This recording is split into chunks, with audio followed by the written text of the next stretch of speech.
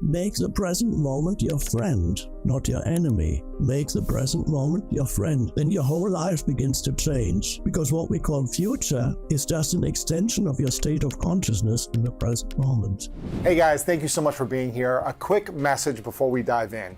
You may be watching the show, but haven't taken a moment to click the subscribe button below. So if you've ever gained value from this show, it would mean so much to me if you click the subscribe button right now. And not only will this allow you to see these messages first, all this great content we have, you're gonna get notified first when it comes out.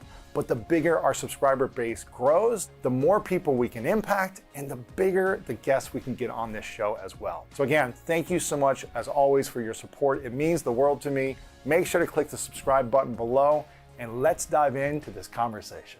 I've got a number of topics today, one being about the law of attraction. I want to talk about stress and anxiety. I want to talk about why people suffer and how to get out of suffering. I want to talk about relationships and how to know when you're in a healthy dynamic in relationships. All these things I want to talk about today. But the first one, I felt like I was trapped in suffering for so many years.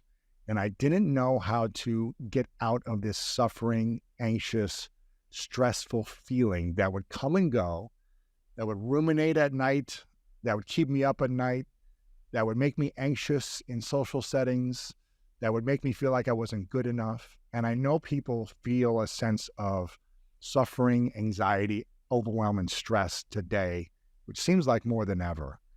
I'm curious, with all of your wisdom and experience, how can we overcome or eliminate stress and suffering and anxiety in our lives when it seems to be crippling us? Usually, if you are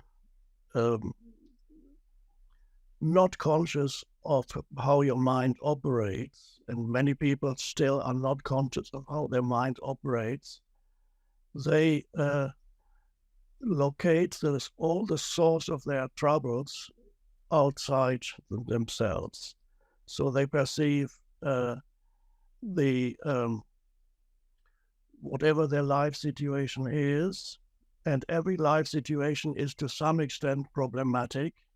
There's no life situation that is totally perfect, where everything is going well, no matter how much you practice positive thinking, which is, of course, a wonderful thing to do. Nevertheless, there will always be things that are problematic in every life situation. So life always challenges you, no matter what stage you're at in your life. You get new challenges, even if you are highly conscious or, let's say, enlightened. Even the enlightened person still gets challenged by life situations, and that's a good thing. We may come back to that a little bit later. The beginning of an awakening for people out of their suffering is the realization that most of the psychological suffering, because this is what we're talking about. We're not talking about toothache or anything like that. No. We're talking about psychological suffering. The psychological suffering arises from stories that you tell yourself in your mind about situations, about your life or your life situation. As a practical exercise, or to introduce this teaching to people, I sometimes recommend this.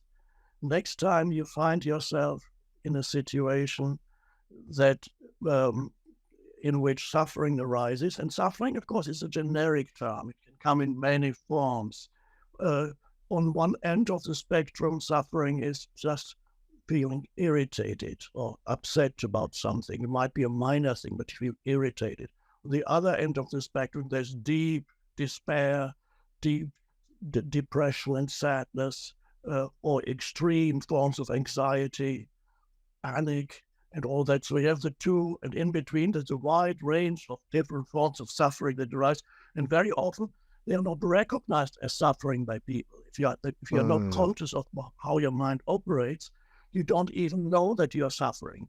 You don't even know that there is another way, that there would be another way in which you could experience this particular situation. So I recommend next time you find you become upset about something, or irritated, which is a form of minor form of suffering, experiment. I say, let's take an imaginary situation that these things happen quite often to people. You're in a lineup. Let's say it's at the airport. Airport is a source where often people experience psychological suffering because things don't go the way they expect them to go. Yes. Especially these days. Right. So you're in a lineup. It's not moving. You're getting more and more irritated and upset. Or it could be anywhere. You're waiting, but it's not happening. You're waiting there, or in a traffic jam, or on the telephone, nobody's answering. Just you get automated message that says your call is important to us, and the approximate waiting time is 45 minutes or whatever. Right. Say, and you feel more and more you get angry and irritated. Now, I recommend the following practice because you're standing there or waiting there. You might as well practice. Ask yourself, how would I experience this situation if I did not add any interpretation or any thought to it? How would I experience this moment if I didn't add any thought to it, if I did not interpret it in any way, if I just allowed this to be as it is without burdening it with this baggage of thought? It's okay, let's say you're standing in this lineup and you're very irritated. So how would I experience this if I did not, in other words, if I did not, in my mind, say this is bad, and all the other thoughts that come after that. Then, because when you say this is bad, then the next thought comes, my life is bad, and you get a whole string of associated thoughts that are negative. How would I experience this moment without adding any thought to it? Okay, so there you stand, and this would bring your attention into the present moment. And so your attention moves into the present moment, and in this present moment, you're standing there and you're breathing, you're looking around, people moving, whatever the room is you find yourself in, you're breathing, you're perceiving things, people, and suddenly you may find that this moment is actually free of suffering. The suffering did not arise, was not caused by the external circumstance. It was caused by the narrative in your mind about this circumstance. That's a huge distinction, and this is you begin to live consciously when you realize this. Until you realize that, you live unconsciously, which means, in spiritual terms, to live unconsciously is to be totally identified with whatever your mind is saying. I call it the voice in the head, the narrative in your mind that tells you about how good things, how bad things are, how they should be. They are, but they shouldn't be. They should be different. But they are, as they are always in this moment. Mm-hmm. You can't change this moment. So you become aware.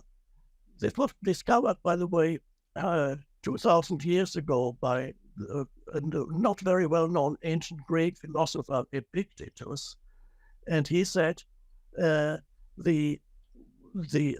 most of your suffering is derived from what your mind is telling you about the situation, but not from the situation itself. And that's an enormous realization, and that can be the beginning of an awakening to see that the narrative in your mind is mostly what causes the suffering.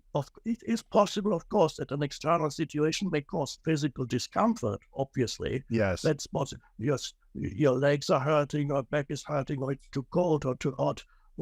Physical discomfort, of course, that's possible. But that is not suffering in the sense in which we use this term right here now. The psychological suffering, unhappiness is another word you could use. It's a generic term for any form of negativity inside yourself, unhappiness, suffering. So you begin to realize that most of that arises from a mental narrative about a situation or about your circumstances, but not from the circumstances themselves. And then you can begin to practice. Every time you feel upset is arising, some form of anger is arising, some form of negativity, uh, blaming people and situations and saying this shouldn't be happening, or something is Mhm. not happening, but it should be happening, or they should do this, or they shouldn't do it. All Right. kinds of narratives in your mind. So you spiritual awakening is you're beginning to be aware of what your mind is saying. The stories that you're telling yourself about situations, but also the stories you're telling yourself about what you call your life. So, because there are millions of people in this world who live with a very painful sense of identity. They perceive their life as a burden.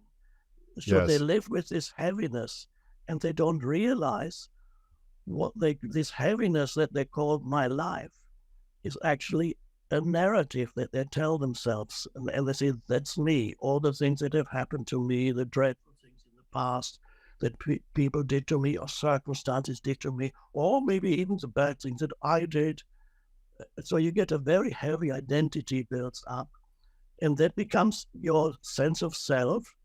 And people Mm. don't realize it's a story you're continuously telling yourself in your mind, but you're so identified with the story that you don't exist. You're outside of the story.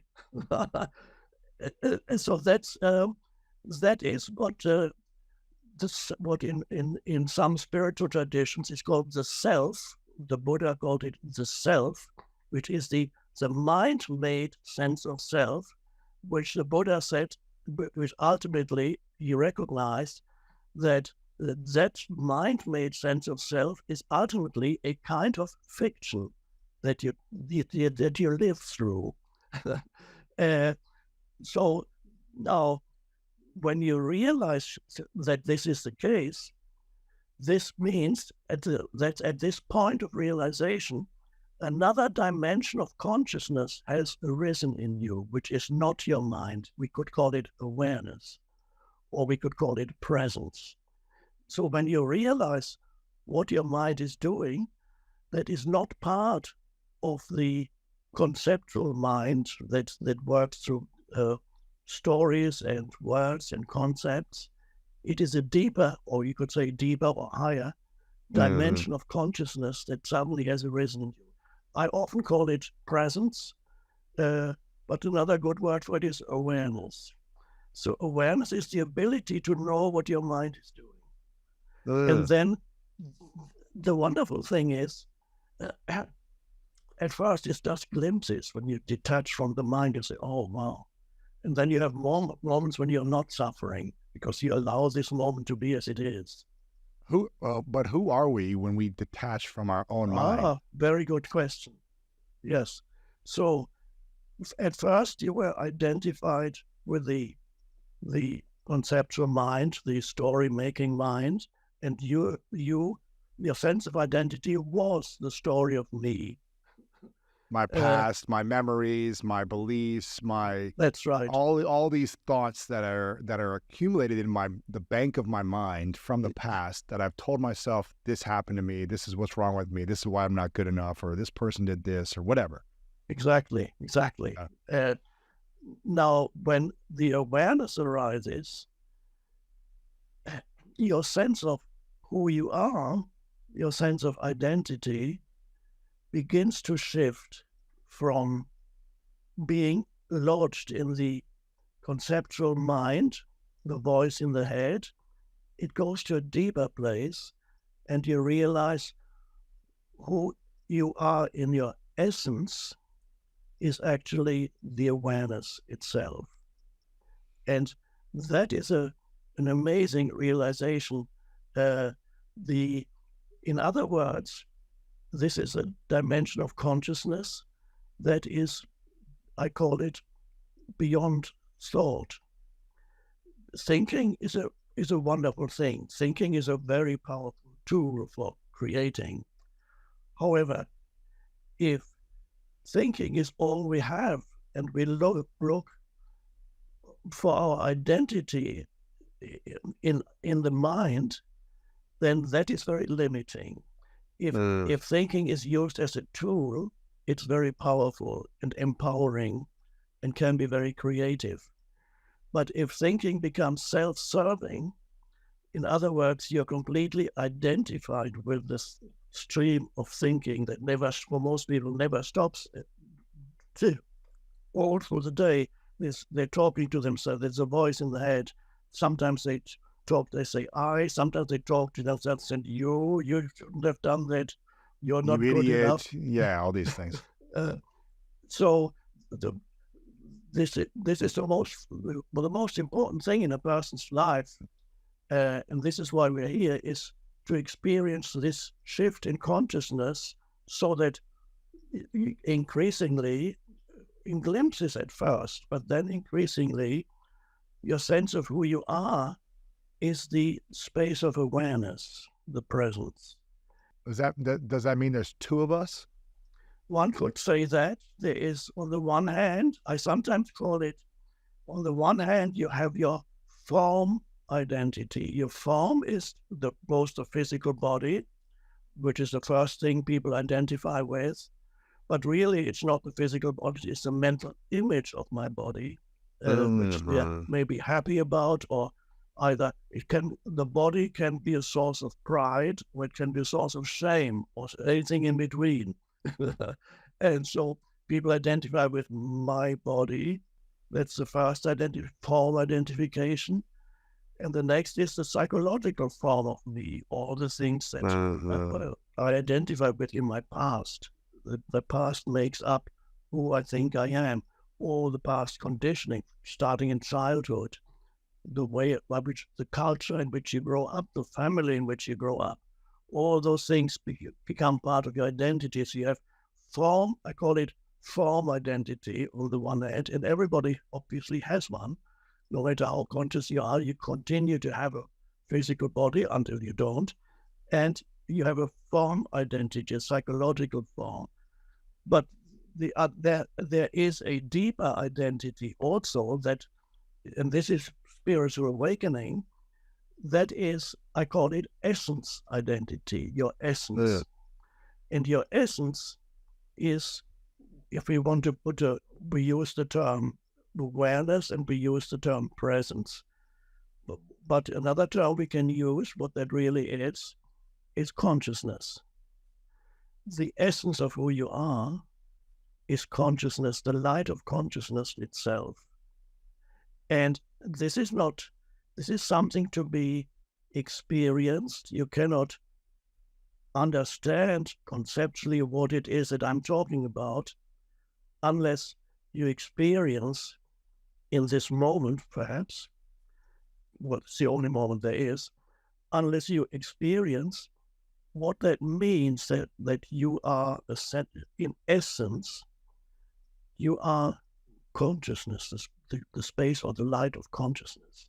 Between two thoughts, for example, sometimes there's a thought that comes to an end, another thought hasn't arisen yet, you have a gap of 5 seconds or 10 seconds, and it's an experiential thing. To realize yourself as consciousness it implies that at first, for very, very brief instances, the mind becomes still, it subsides. But you are still there. So when you're not, let's say, let's assume that you let go of any memory of your past, because you don't need it right now. You don't remember your past at all, or your name or anything. And you're not thinking about future. In fact, you're not thinking at all, but you are aware. You're aware of your sense perceptions, but you're not interpreting sense perceptions. You're allowing sense perceptions to be. Now, who or what are you when you're not telling yourself who or what you are? Who or what are you without the story? And some people are afraid of that. They're so attached to the story they can't let go. But it's a wonderful practice. For some people, they only let go when the story that they have, that they call their life, becomes so painful that they can't stand it anymore. And then Right. sometimes they experience a breakthrough. But why do so many people hold on to their pain identity, their past story for decades sometimes? Why do they hold on to it so long when you might see their friends and family seeing that they're suffering and struggling, but they're unwilling to break free of this old identity or current identity they've been holding on to for so long? Sometimes, like you said, people will finally get so bad, they finally let that identity go. But why does it take an extreme, horrible breakdown or pain for people to finally say, you know, this old story of mine, this old identity doesn't work for me anymore. I want to let it go and step into a new identity. Why is that so challenging for people? Well, we all inherit, it goes back thousands of years in a collective consciousness or unconscious humanity. We all inherit this kind of dysfunction, a mental, of course, another word for that is the ego. It is the Yes. human ego. Ego, sometimes when people use the term ego, they interpret it in different ways. Then there's the egos that's used by Freud, the Freudian ego and other egos. But when I use the term ego, or when it's used in a spiritual context, ego simply means complete identification with your mind, with the thinking, the mental emotional makeup of you. That's ego is complete identification with that. And so that's so deeply ingrained. Every human being inherits that kind of dysfunction. Wow. And so it's so hard to let go because it's so deeply ingrained by the conditioning of your mind. And so some people need an enormous amount of suffering. And even with that, some people don't awaken even then. They be unhappy until they die. Or they die even at an early age because the body can't stand the unhappiness anymore. It isn't functioning properly anymore because their mental state interferes with the otherwise harmonious functioning of the body. So they make themselves Right. ill through stress. Right. So we are faced with it's an enormous. It's also it's a challenging and wonderful thing to realize that your purpose here, beyond any purpose that you might have on a personal level, which also has a function, but your deeper purpose is to evolve as a conscious being and to go beyond the ego here, so that consciousness evolves. Because you're an expression of universal consciousness, and universal consciousness throughout the universe is awakening. We live in an awakening universe. So gradually, life forms, in our case, the human life form, begins to awaken into a higher level of consciousness. Yes. So the essence here is realizing the possibility of living in a different state of consciousness where you're not necessarily always immediately thinking and interpreting things. And if there's someone watching or listening that is thinking to themselves, you know what, I'm just feeling pain psychologically, kind of off and on consistently, and I haven't been able to figure out how to break free and feel a sense of true harmony internally, true peace. Yes, of course, there's challenges that are going to come our way as human beings, as we continue to grow. But as a baseline, peace and harmony, and they just can't figure out how to get there. What type of application or what do people need to be aware of and then take action on in order to start working towards inner peace and harmony? Right. Yes, good question. Well, a good entry point is the present moment.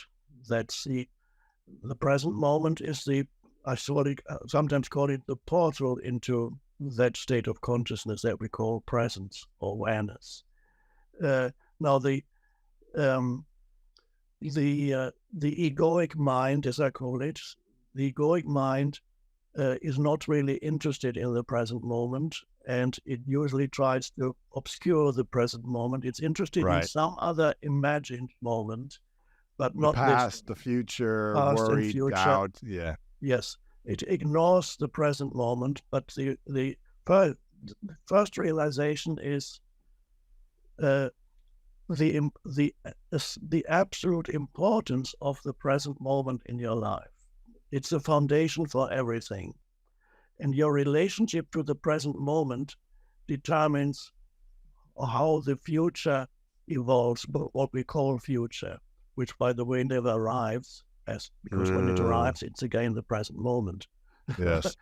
So the realization that all you ever have, all that you can ever experience, is intrinsically linked with the present moment. It's inseparable from the present moment. Your entire life unfolds in and as the present moment.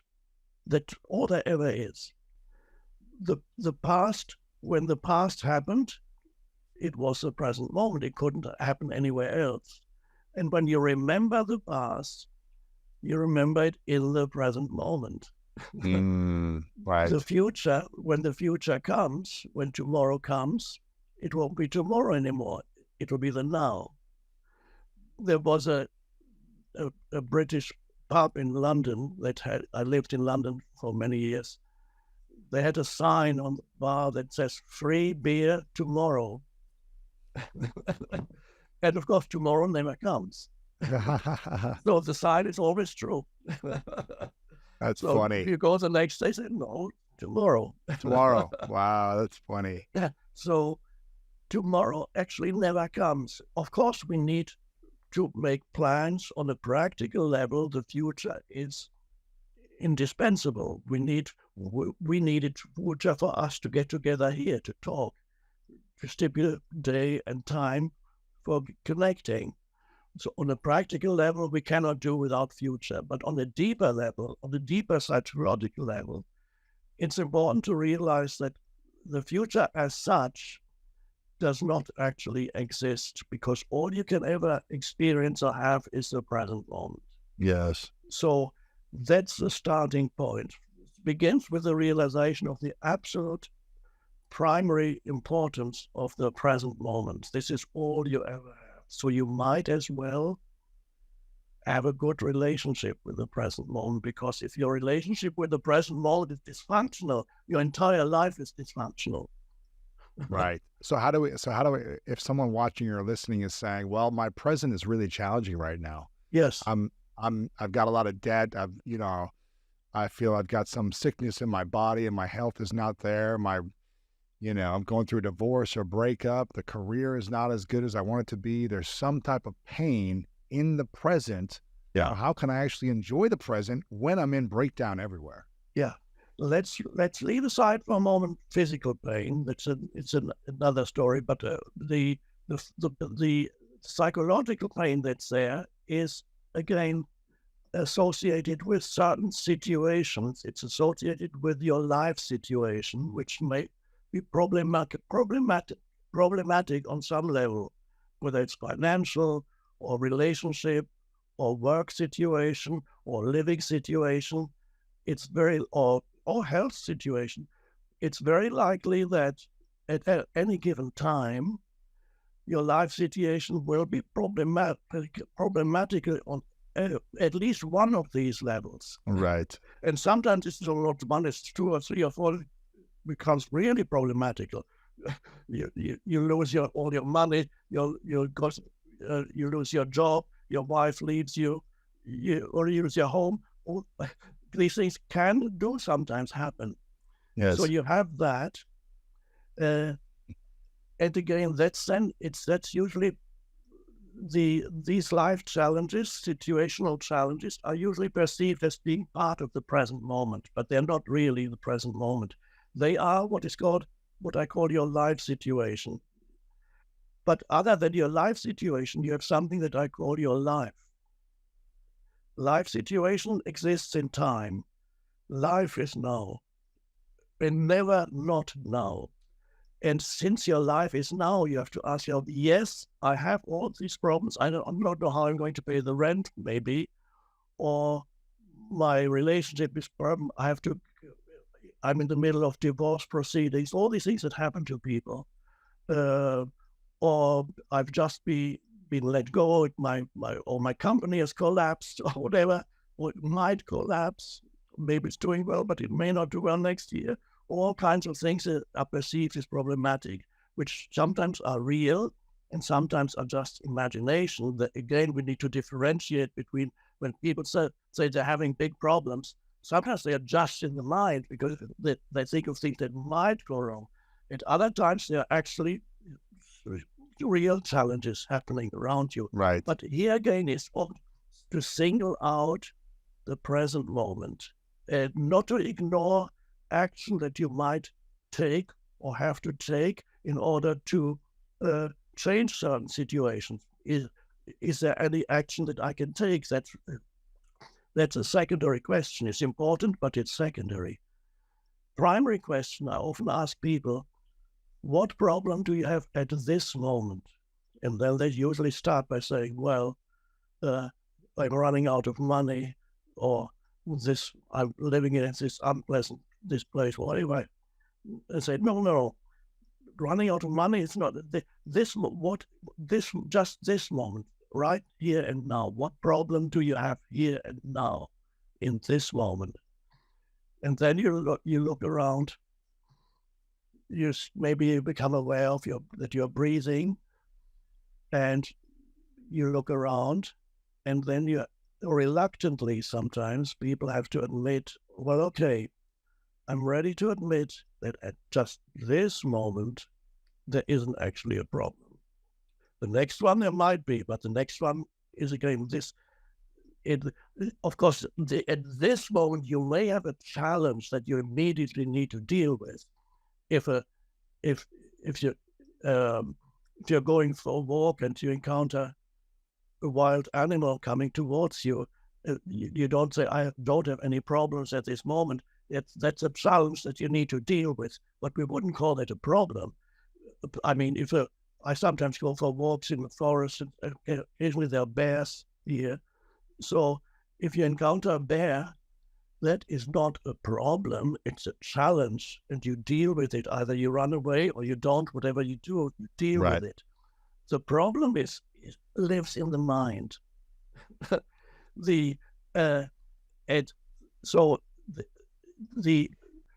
get out of that is to give much more attention to the present moment and realize that in the present moment, the problem cannot survive.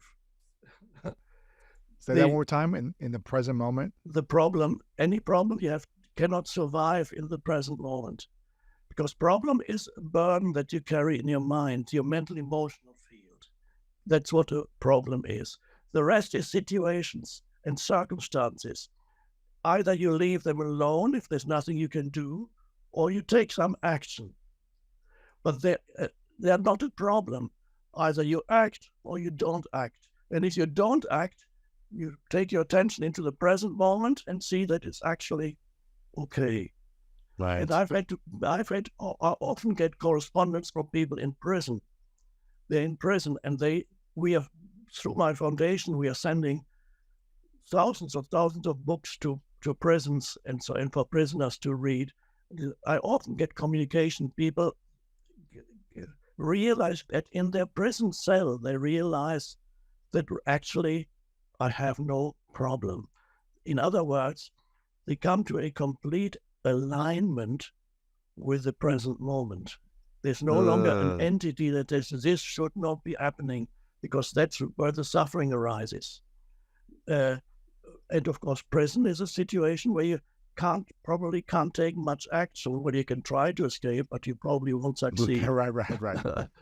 You've got to accept and surrender. Yes.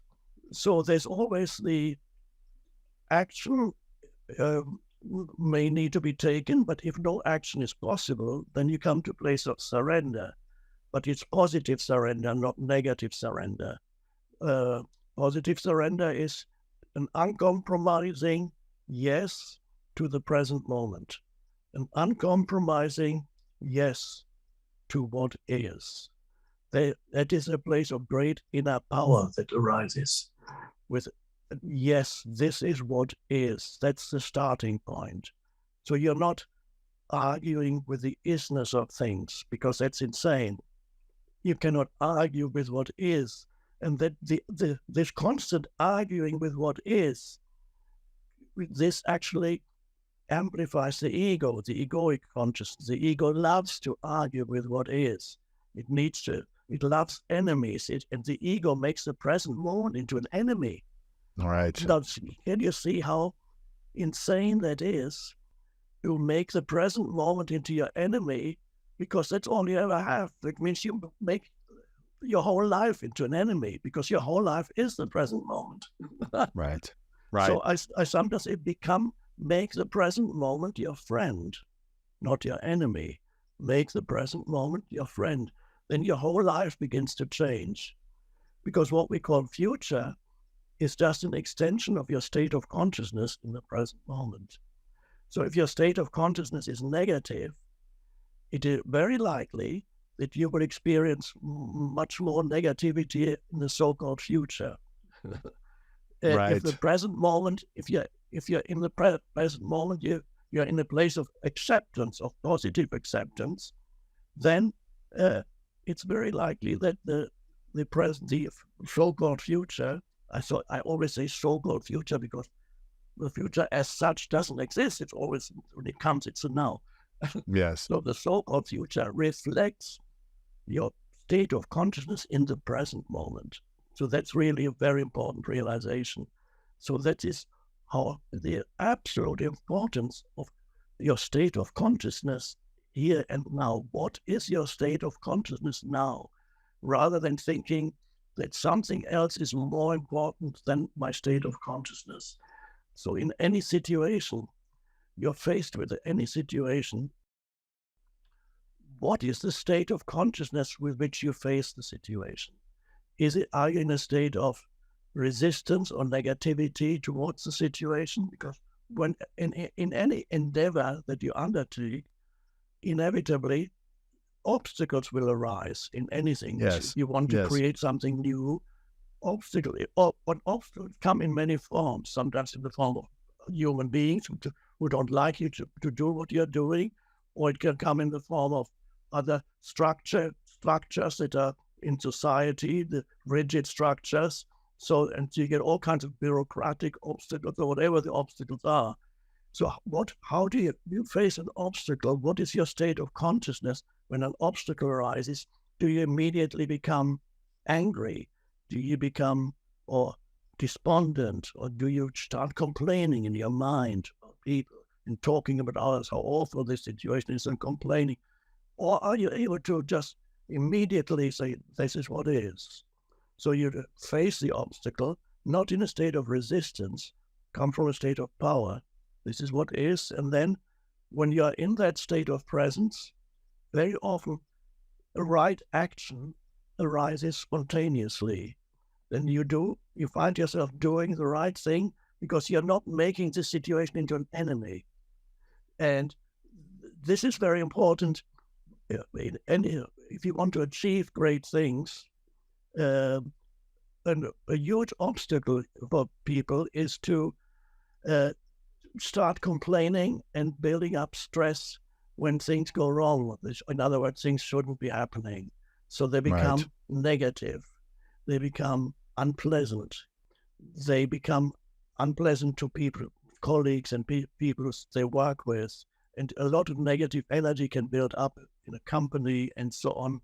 And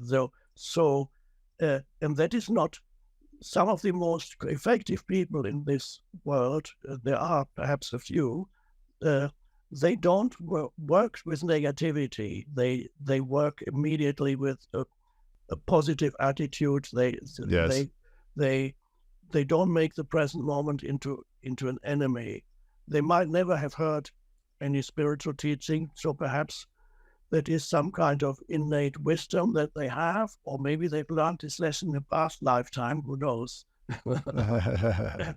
So, Yeah. so the important is always start with the present moment, and again, what problem do I have now? Is there a problem here and now, just this moment? Well, actually, no, not really. Not the problem isn't here. The problem is in the mind, but it's not here. That's a place of power, and then you become aligned with the power of now, the power of the present moment.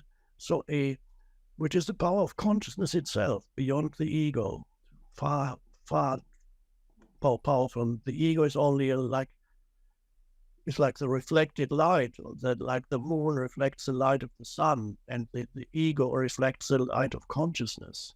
It's not Interesting. power. There's no power in ego itself. In the same way that there's no light in the moon. It's just reflected light. Wow.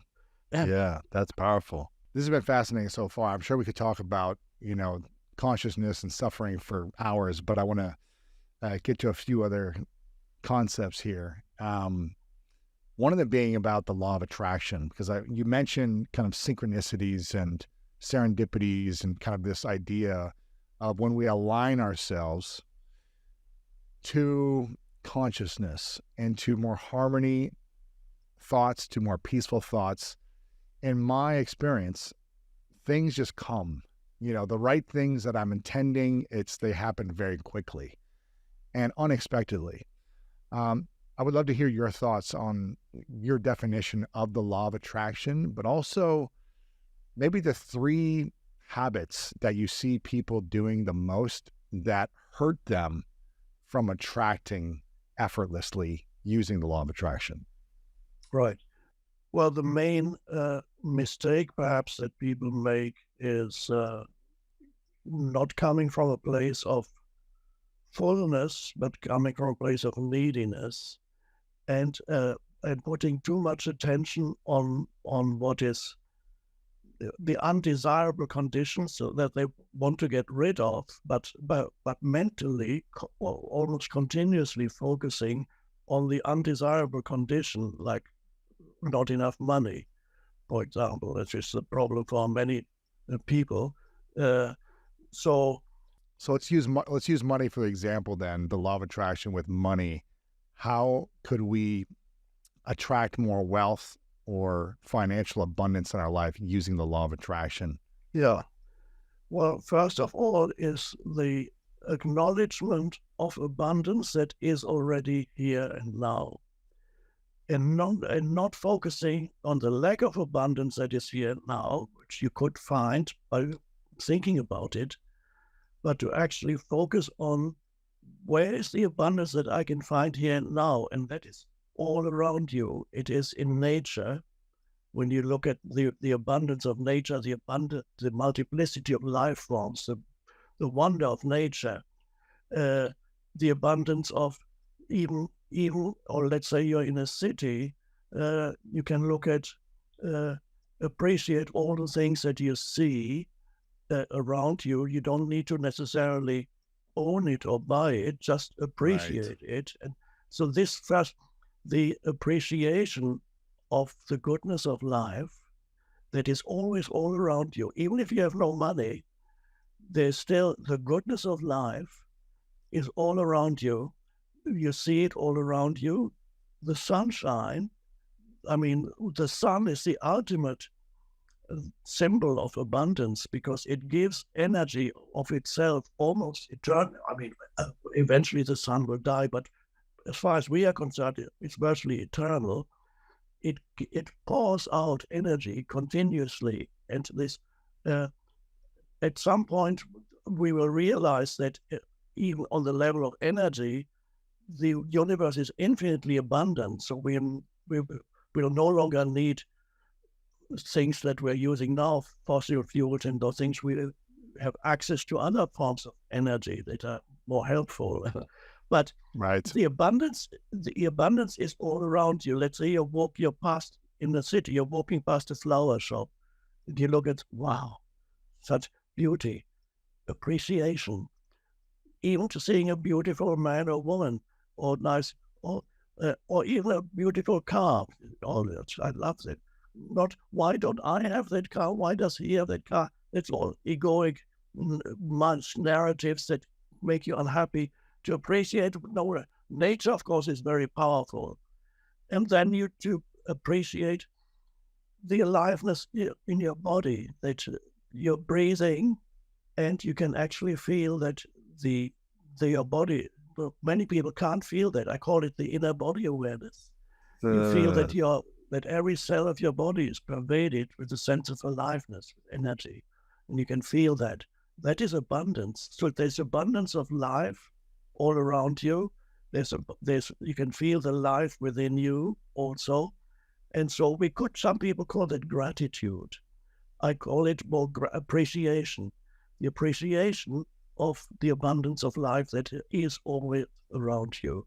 That's a wonderful starting point. Okay. So you're not focusing on lack, you're focusing on abundance.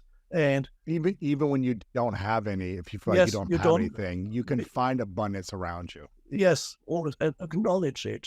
The good things of life, acknowledge, but even the seemingly insignificant things, like when I look out of the window, there's trees out here. Right now I can look out, I can see there's a slight breeze and the branches are swaying slightly in the wind. It's beautiful. And there's the tree in all its majesty and stillness. It's been there for 100 years, and that's wonderful. I don't need to own that tree. I mean, owning in that sense is ultimately a bit meaningless anyway. Yes, I own this house where I am right now, but at some point I'll be gone. And so what does it mean? The house somebody else will own the house. Owning is a secondary. I'm not saying to let go of ownership sometimes can give stability to your life on a practical level, but there's something more important. So this appreciation, or if you want to call it gratitude, some people recommend, I think Oprah said that she has had for many, many years a notebook or journal where she writes down every day things that she's grateful for. And these are usually seemingly insignificant things, but it's important not to overlook that. And I don't think she's writing down, I'm grateful that I have a private jet, or I'm grateful that I have a $2.5 billion in the bank. That's right. She writes down the small things. That I'm grateful for my garden. I'm grateful I get to plant a flower today. Yeah. I'm grateful that I get to go on a walk with my friends. I'm grateful that I woke up today. Yes. The next thing is, the second thing I could say is giving. To give energy to other people. Appreciation itself is already a form of certain outflow of energy.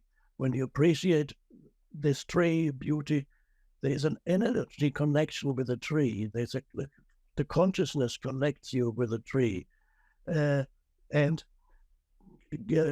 kindness is part of giving. Kindness to another person, not because you want anything from that person, but because it feels so good to have this sense of, we could call it goodwill, that flows out of you towards another person.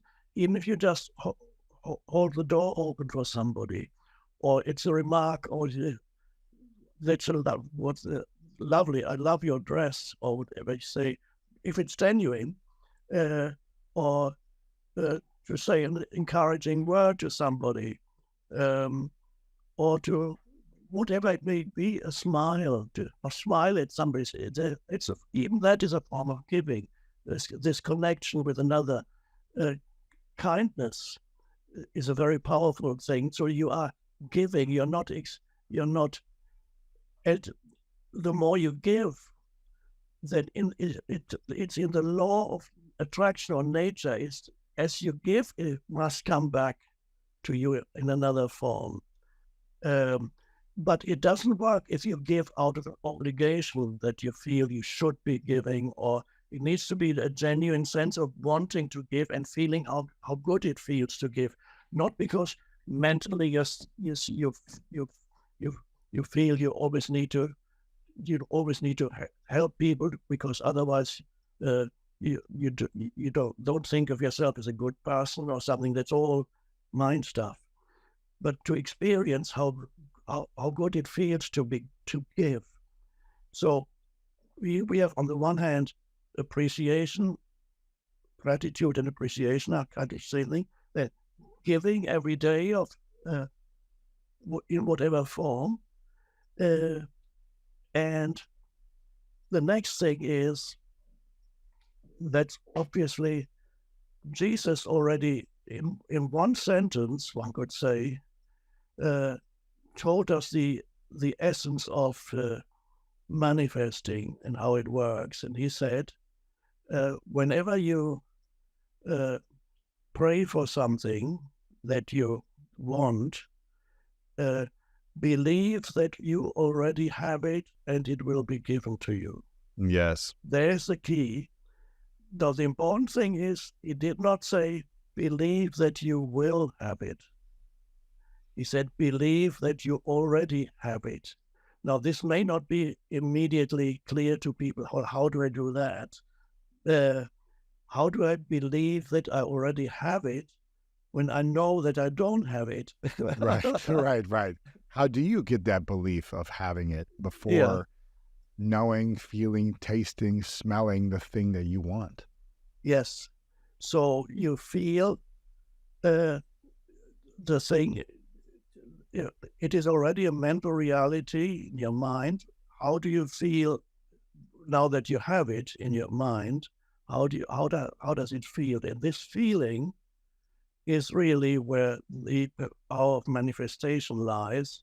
But what is that feeling? Because that feeling of having it already and feeling this deep sense of satisfaction is really connecting with the deeper power within yourself. It is the power where all sense of aliveness originates there. It's a deeper sense of aliveness that comes from consciousness itself.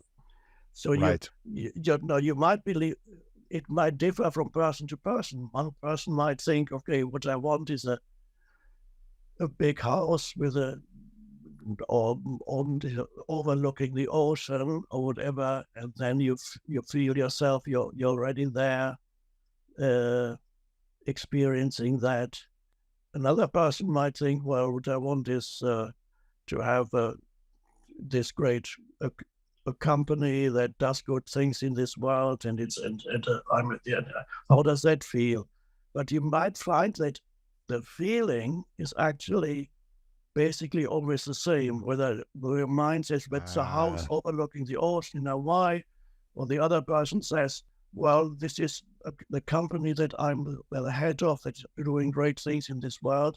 The feeling is basically the same feeling. And the feeling is a feeling of fullness of life. Yes. Of completeness. That is power. So when you feel this feeling of fullness and then you associate it with a mental image, that is the power of manifestation there. But the feeling itself is beyond the mental image and is beyond whatever form you are able to manifest in this world, because that is the feeling of the inherent sense of aliveness that comes when you go deeper into yourself and experience the presence that you are. And this, to know yourself as the presence, is inherently joyful and powerful. To know yourself as so, and that is, you manifest from a place of fullness, not from a place of lack. Right. The fullness is already there. And that also means, if for some reason it doesn't manifest, because not everybody's desires manifest. I mean, I don't know if it's still happening. LA, for example, if you go to any good restaurant in LA, it's more than likely that the waiter or waitress will be actors waiting for their big breakthrough. Yes. And then it's just not possible for so many people to have the big breakthrough in LA as actors. Some may do, few may do, but most probably won't. but Right. they probably have other breakthroughs that perhaps are much more important than what their ego tells them is important. And to add to that, I love this, what you're sharing here, because I want people to really feel this and understand this and embrace it. Because when we try to manifest from lack, it's going to be this needy energy, which was your first point, that kind of kills the dream of the law of attraction. And when we manifest from a place of fullness, like you spoke of, like feeling a feeling of fullness, wholeness, excitement, abundance, joy inside of us. And if it doesn't happen, if that dream doesn't come to us in the next year or 5 or 10 years, then we've lived a full, rich life every moment till that moment. Like we've lived a full year of feeling excited and passionate and good about ourselves.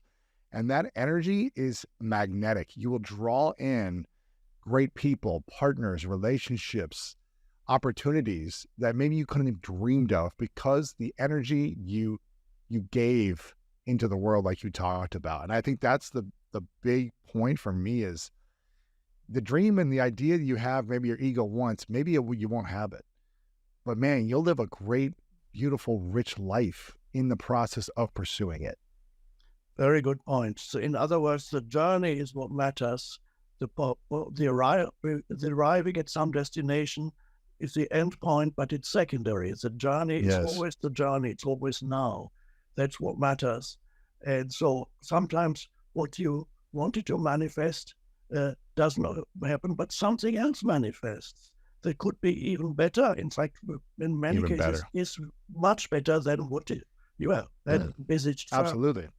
Yeah, I always wanted to be a professional athlete, and I played professional football for about 1.5 years before I got injured. In the injury, I broke my wrist, and I was wearing a cast, and I had a surgery, and I had a cast on for 6 months. And it took about 1.5 years for me to use my wrist again from the injury.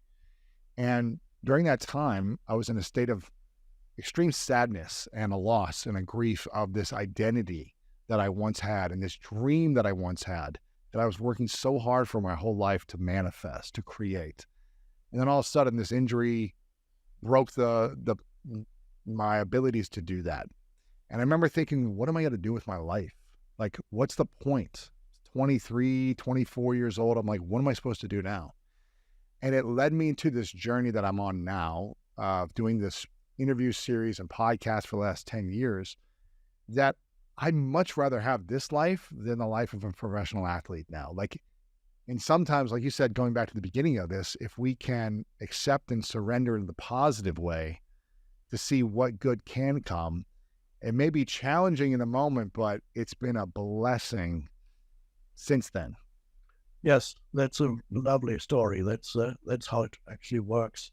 And another thing to mention is, let's say you do manifest what it is you wanted to manifest. When you come from this place of fullness, you do not have, yes, you have an appreciation of what you have achieved, but you don't have an excessive attachment to what you have achieved.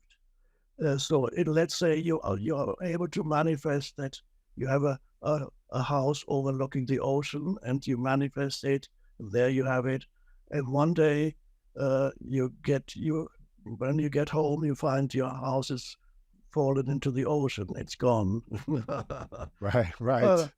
So the whole thing that you worked so hard for to achieve is suddenly gone. But this place of fullness that enabled you to manifest that is still there. It's beyond outer forms. Yeah. And you feel full in life. Maybe there's a moment of sadness during that, but if you're not attached to the physical things you've manifested, I'm sure if I lost my home, I feel like it's a sanctuary. It's a beautiful, peaceful space. But I've lived in 2-bedroom apartments for most of my life, and I felt like those were peaceful places for me. And it's not like, I'm sure I'd be sad for a minute, but then I could also create the sense of fullness in the next space. Exactly. And I have this, let's see, for a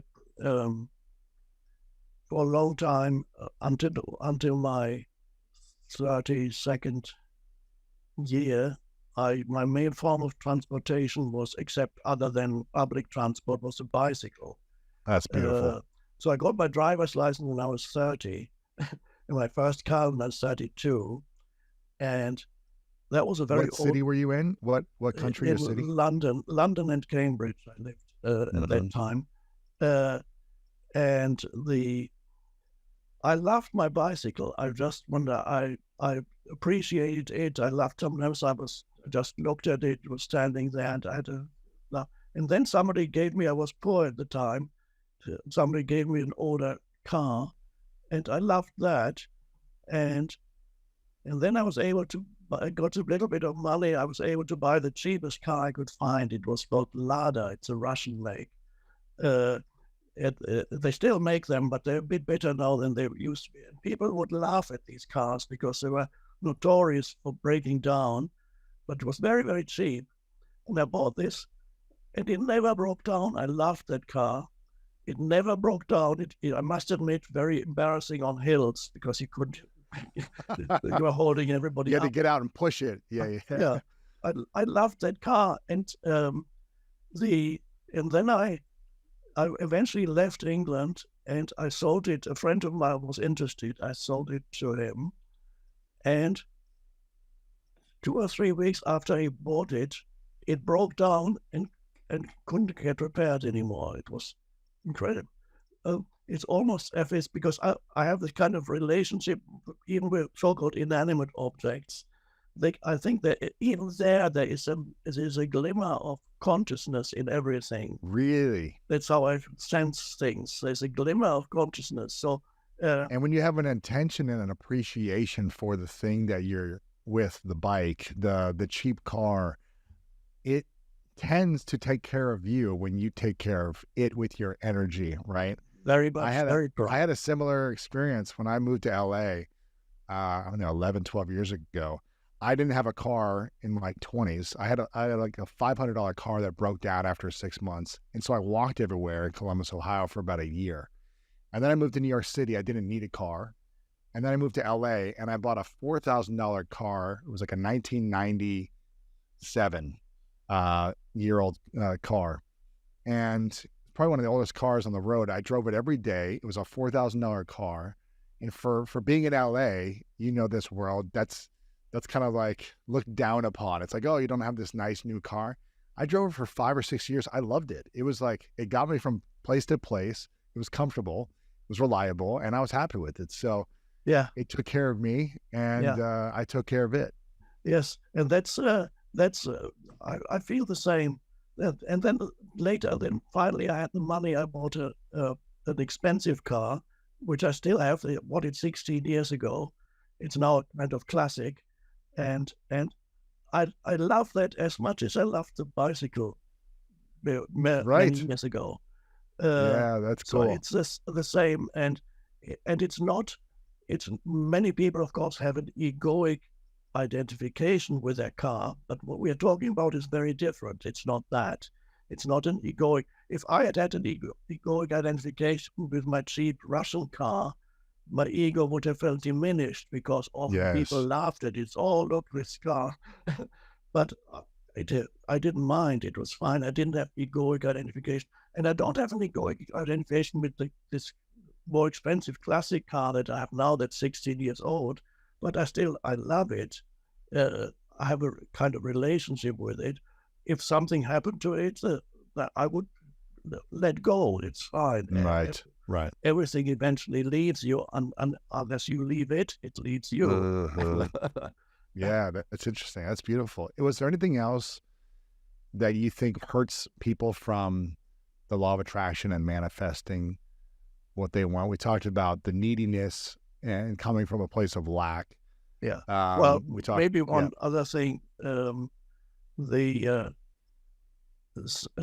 Sometimes whatever people want to manifest comes from an egoic place. The ego wants to, by achieving this or that, the ego wants to feel more powerful than before. It wants to have an enhanced sense of identity through it by showing to other people that you have more than others. It wants to show its superiority. The ego always looks for superiority, and so that could be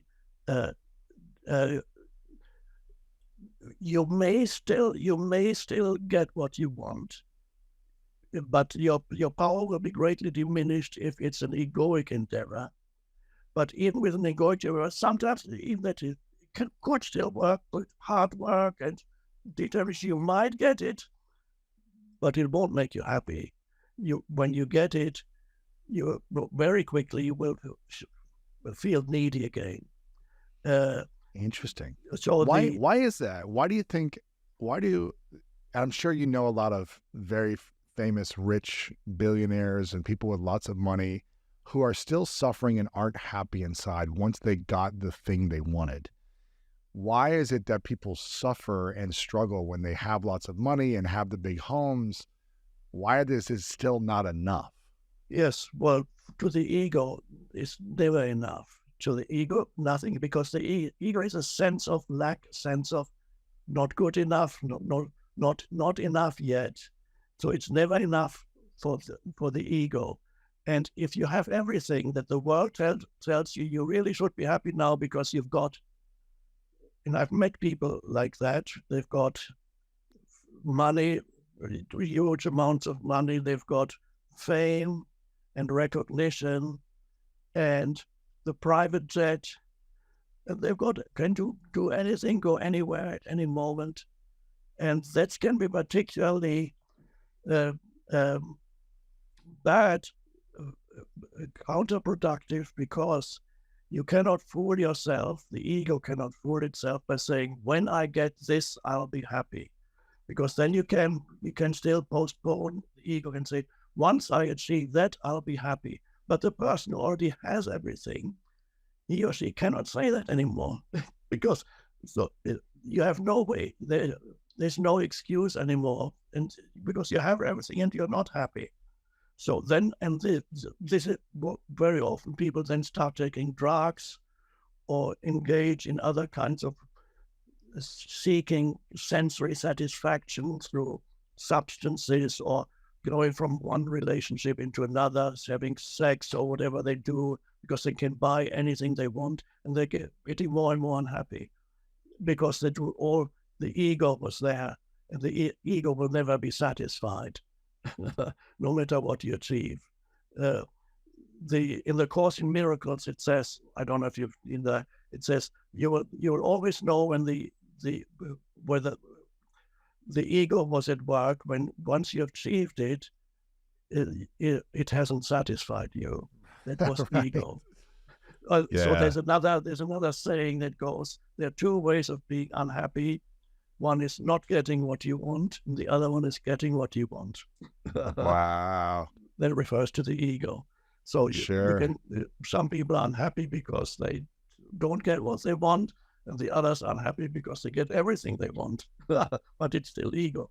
What do you think? How does someone be happy while they're on the path of trying to manifest, more in their life, a better relationship or better qualities that they have in their current relationship, more career success, money, things like this? How can they be happy no matter what happens? It comes to you or it doesn't? Happiness starts with the alignment with the present moment. It can only arise if you're aligned with the present moment. I sometimes call that the vertical dimension of life, which is now. And then there's a horizontal dimension of life, is where it's past and future, and you have a goal you're working towards. That's fine. You have the horizontal dimension. And the vertical dimension is the present moment. The horizontal dimension is the dimension of becoming. You become good at something, or you acquire something. You become something. There's an evolutionary process at work, and that obviously has its place. It's there. But if you're exclusively focused on becoming and achieving and attaining and acquiring, you're trapped on the horizontal, and you can never really enjoy the present moment, because the present moment is the vertical dimension, is here now, inseparable from the now. The cross the symbol of the cross one could interpret as, which is an ancient, it even predates Christianity. The symbol of a cross can be interpreted as pointing to the intersection between the horizontal and vertical dimension of life. That is the importance then is to discover the dimension, the vertical dimension, which is the power of the now, the present moment, and then the horizontal dimension works better, and you're not dependent on it for your ultimate satisfaction. You're not dependent on any kind of achievement, attainment, or whatever it is that on the horizontal dimension for your art. It may give you some kind of satisfaction, but not the deepest satisfaction. The deepest satisfaction is inseparable from going more deeply into the present moment and discover the essence of who or what you are as consciousness itself, presence, here and now. And you in other words, you could say, you sense the beingness of you. You sense that you are, and there is an enormous power there that has no form. You can't interpret it. It's the power of aliveness itself, here and now. It goes far beyond who or what you are as a person. The person exists on the horizontal dimension, but there is a deeper dimension to who you are that is only discovered in the vertical dimension. In the vertical dimension, you are already complete. There's nothing to achieve there. You're already full and complete. That's so hard for people to comprehend when they don't feel complete. On the horizontal, you're not complete, and you'll never be complete. Gotcha. Okay. Because no matter what you achieve, if you become good at one thing, you lose something. There's always a world of polarities on the horizontal dimension. That even I find that still you achieve great things. Before I've been teaching spiritual awakening for many years. In the past, I had intimate groups of 10, 20 people. Now there's hundreds or thousands Arenas. of people often come. Yeah. I don't have the close relationship with individuals anymore. It's just can't. I'm reaching many more people, but I've lost this closer connection with the people that I'm teaching. There's always a price to pay. On the other hand, I'm reaching far more people than before, but there's always a price to pay, even privacy. I'm not a great celebrity, but I do. Wherever I go, people say, "Oh, Eckhart." And the moment it happens, it's wonderful. I love the connection that I feel, but I do lose privacy because sometimes people watch, what's he eating, what's he doing, why is he drinking coffee, whatever. I thought he was spiritual, yeah. Yeah. So you lose something. On the horizontal, there's always gain and loss, the world of polarities, and the becoming dimension. You become, again, has a positive and a negative side. On the one hand, you can become stronger as you grow up. You can become more knowledgeable. You become wealthier, but eventually the becoming becomes negative because then your body becomes weaker because you get old. Interesting. And maybe you lose something, and then you become. So the becoming, the polarities operate on the horizontal dimension, but it's without the access to the vertical dimension, nothing can satisfy you truly, purely on the horizontal dimension. So the vertical dimension is the present moment.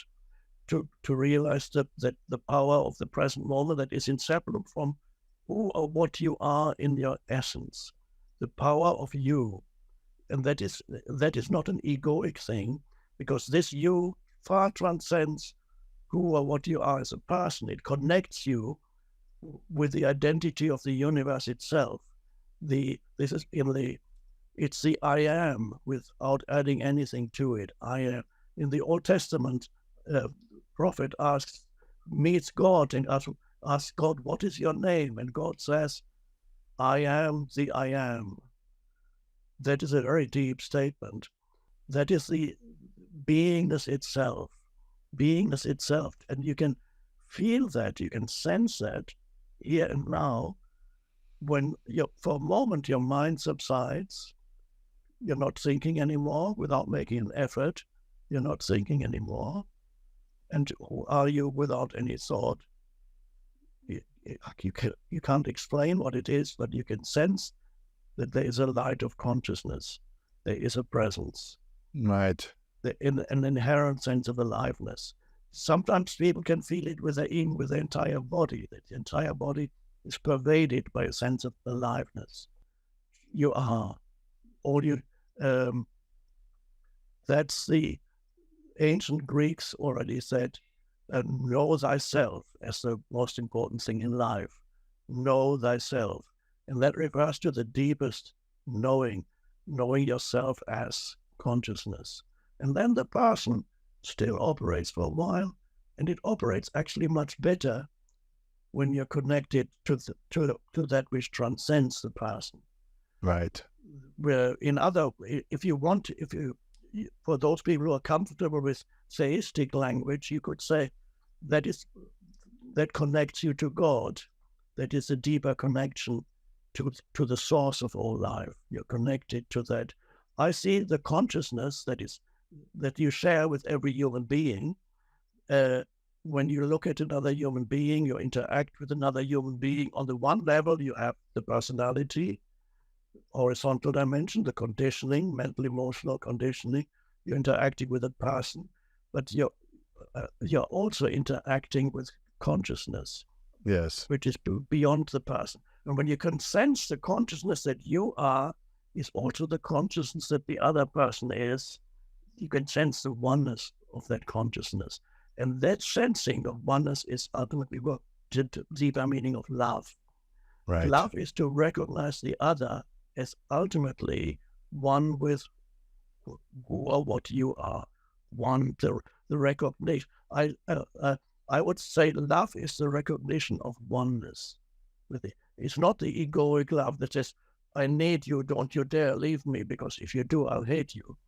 Right. That's not that. That's the egoic so-called love. But the real love is to recognize yourself in the other. But in order to do that, you need to first recognize yourself in yourself beyond the person. So, and that connects you with other humans in a very different way. This sense of connectedness that you then have. Yes. It's the word for it. One could use this. There's a goodwill flows out from you towards others, even others that you might only meet casually for a few seconds.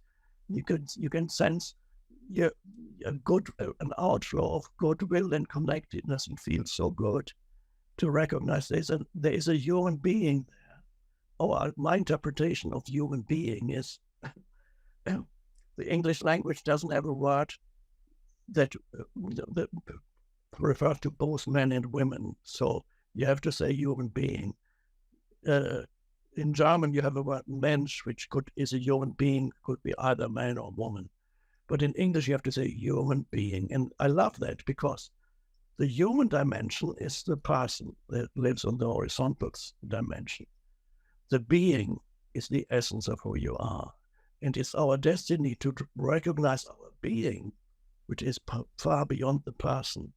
And then you become, this is the human, and this is the being. And then you are a true human being when you realize the being of yourself, because then you sense it in others too.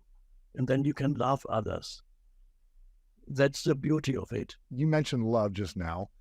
I'm curious about you. When do you feel the most loved? When you're going about your day, when do you feel the most loved personally? I don't differentiate between loving and being loved. It's all one. So I feel that the connection is there the moment I interact with somebody.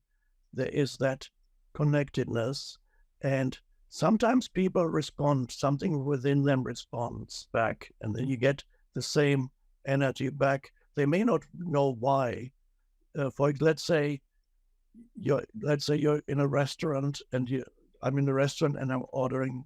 The waiter, waitress comes, and so you have, on the one hand, on the human level, you are the guest or the client in the restaurant, and this person is the server. That's on the human level. You have your identity, but is that all there is? No, there is. The server is, well, this is only a temporary function. It's not the real identity of this human being, and I'm not. Well, my identity is not to be a client or guest of this restaurant. Right. It's a temporary thing. So am I able to recognize the being in this human? The human is the server, but behind that there's a being. And when I look at this person and there's a really, let's see if I can describe it, how I experience it. There's this, while the person talks to me, there's a still presence. I listen through the still presence. In that still presence, I can sense beyond the human, the beingness of the other also. I can sense their beingness. And that is the connection. And then it sometimes happens that they can feel something. They feel acknowledged in their beingness. They may not be able to interpret that, or they may misinterpret without you saying anything. Without you saying anything. Nothing to say. And so usually it means that they like you. They feel attracted to you. They love you as a person, and they like to be in your presence. There's a positive response. And that is, one could say, that is love coming back at you.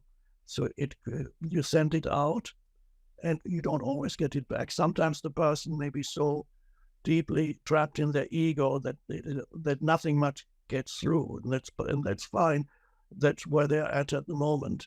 But it still feels good to feel this emanation.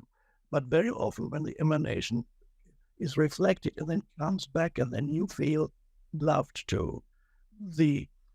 Of course, usually the other person doesn't understand it at deeper level, doesn't understand that what they love in you is not the person, it's something deeper, and that connects both of you. So I feel it's always the process is always mutual. I feel even when you love a flower, even the flower, there's a certain, this might sound a little mystical, but there's a certain response that you get.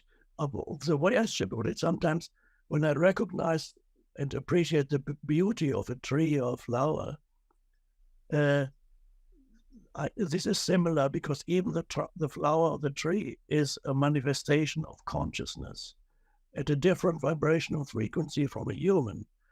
So everything is a vibration of consciousness that is taken temporary form. So the flower, the tree are also a manifestation of consciousness. And when I recognize and appreciate the beauty of the flower or the tree, there is a sense of oneness, and at that moment the tree can sense that it is being recognized, and it becomes aware of its own beauty through you. So you redeem nature, you add something to nature by recognizing the sacredness and beauty of nature. You add something to nature. Wow. And then we can say nature loves you back too. You can sense wow, that's that. Beautiful. So I sometimes recommend people should go to a tree and allow the tree to teach you stillness, because the tree is there. It's deeply rooted in the earth and its branches, and it's very still. It might have been there for 100 years, 200 years. It's still. You approach it, and nature can teach you, anything in nature can teach you that the stillness, connect you with the dimension that's beyond egoic consciousness. Wow. This is beautiful, Eckhart. Is there anything that you struggle with these days personally? Is there, you've done this work and practiced it and taught it for so long. Is there anything you struggle or suffer with in your own life that is still a challenge? Oh, there are challenges. I'm not good at dealing with practical things so much anymore of life, um, financial things and so on can feel as a bit of a burden sometimes. Yeah. um, the humans are, but otherwise there's no suffering. I don't have periods of suffering at all. That's gone. The humans have uh, just being and doing is another way of putting it. The being dimension is the vertical, the doing dimension is the horizontal. The two are important. Some humans are more drawn towards doing, creating, manifesting. Yes. Others are more drawn towards being, appreciating what is, and may not have many goals to achieve. They might be happy doing their gardening or whatever they feel they want. And every human has to find a kind of balance between being and doing. Nobody probably is completely in the middle, or it's very hard to be completely in the middle. You're totally balanced between being and doing. I'm always more inclined to, I'm in the being dimension. And for a few years, when I was younger, I experienced a kind of awakening. I was kind of so much in the being dimension that I lost interest in any kind of doing for a few years. Really? It was so, the present moment was so joyful and beautiful. And I had no money, nothing. For a while, I had no home, but it was lovely, sitting on park benches. Present moment was so fulfilling.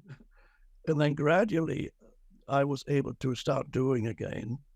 And now I am still, I love just to be, to contemplate nature, or even just to sit in a room and just be.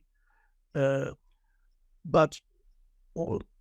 I'm able to do, because I wrote the books, I do teachings, I travel, so I give talks and retreats. So I'm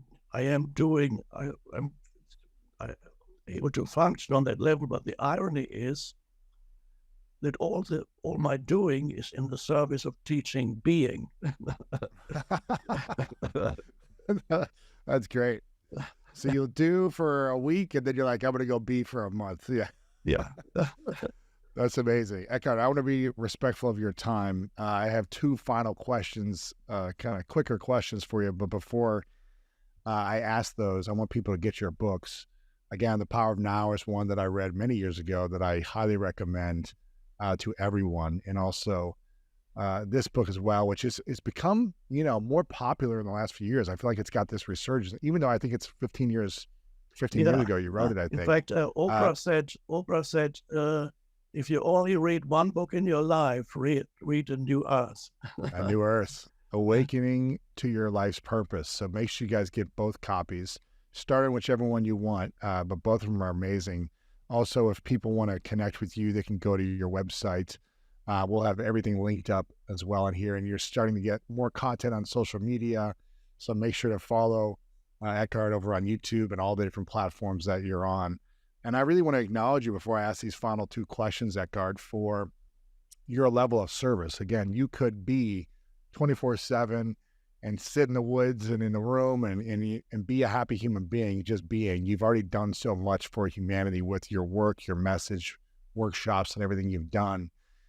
So I acknowledge you for continuing to be of service, continuing to serve when you choose to, when you show up, when you deliver, when you're coming on here and doing this. I know this is going to reach millions of people over time and impact them profoundly. So I'm very appreciative and grateful to you for being a messenger of love, of generosity, of kindness, and teaching those who are struggling and suffering how to get back into alignment of who they truly are so they can be peaceful and in harmony in the now. So I really want to acknowledge you and appreciate you for taking the time.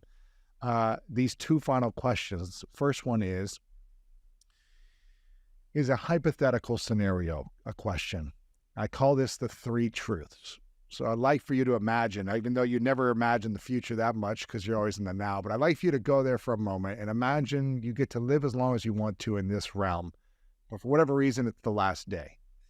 And for whatever reason, in this hypothetical question, all your message is gone. It's got to go with you to the next place, or it's just not in this world anymore. So your books, this interview, any workshop you've done online, we don't have access to it. But you get to leave behind 3 lessons to the world, 3 truths that you know are true for you. And this is all we would have to be reminded of your messages. What would be those 3 truths for you? Well, ultimately, the truth, the ultimate truth is one, and so you can out of the one, so you can extrapolate, and several other truths may arise out of the one. The ultimate truth is realize who or what you are. Realize that you are, in essence, not a person. You are consciousness. You are a manifestation of universal consciousness. You are the universe experiencing itself as a human.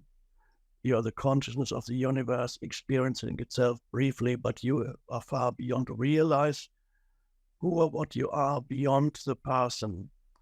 So that's the ultimate truth. Then realize that you are not the ego, that is discovering who or what you are not.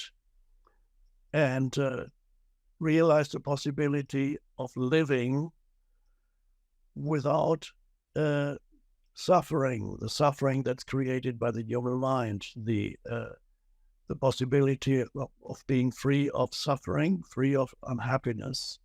And the way towards that is radical acceptance of the isness of the present moment. The radical acceptance of the isness of now, that will take you to a deep place of realization of who or what you are, and you're not the ego.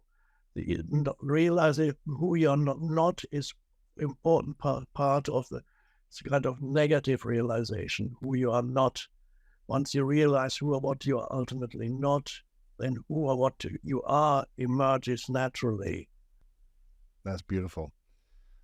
Final question for you, Eckhart. What is your definition of greatness? Well, of course, as you know, one can give many, many definitions according to one's level of consciousness, but at the deepest level, greatness is, again, when you go to the deepest level, the answer is always the same, by the way.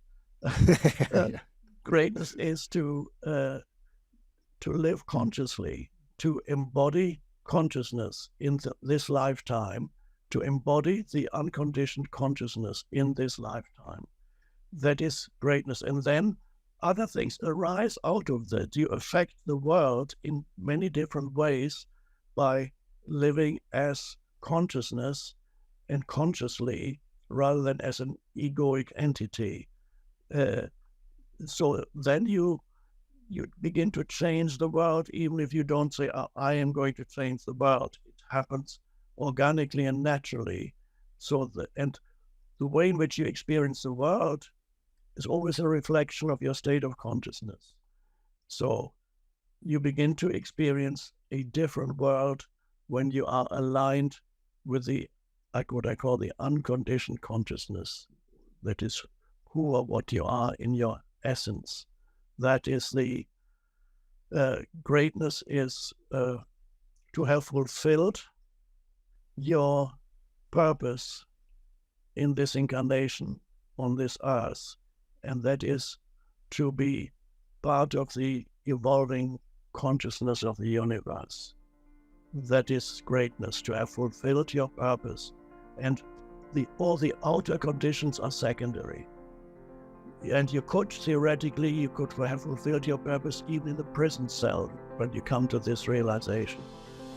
4 things you want to change: how you act.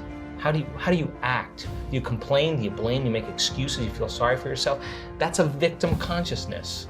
What emotions do you live by? Is it possible that you're so used to living by guilt, you don't even know it's guilt, it just feels like you? Do you allow your energy to drop? Become conscious of those states of mind.